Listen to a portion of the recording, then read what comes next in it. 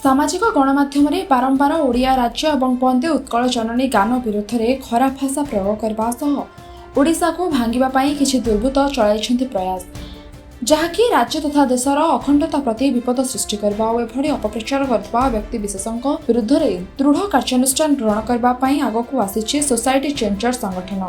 Society changer संगठन तरफ जिलापाल जरिया मुख्यमंत्री को दि जाए दाबीपत्र। विगत किछि दिन हेब कौशल राज्य गठन पर दाबी हुई आसुछि।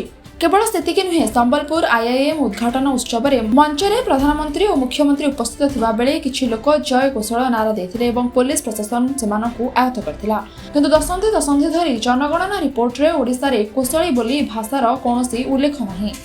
रामायणर कथावस्तु अनुसार कौशल उत्तर प्रदेश में अवस्थित एवं यह नूतन संसद भवन में थिबा अखंड भारत मानचित्र में रही।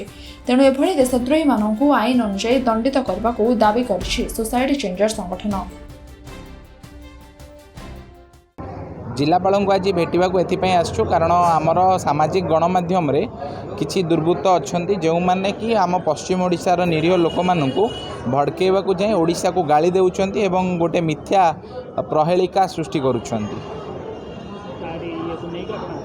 निहाती भाव में कारण यही जदि आम माटी को गाली देवे किसी लोक ताले यहाँ निहाती भाव में भूल जिनस। आम यहाँ मुख्यमंत्री को दाबीपत्र जिलापाल जरिया देउछु एवं यह देवार गोटे उद्देश्य जे यही किसी तत्व मान विरुद्ध में जदि दृढ़ कार्यानुष्ठान नियाजिबो ताले भविष्य में लोक मैंने एमती करने को डरिवे।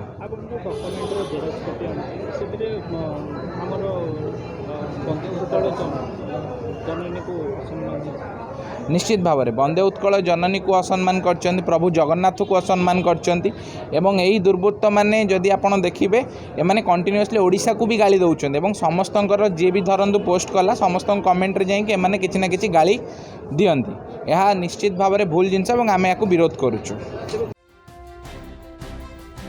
Bureau report Sunstar TV.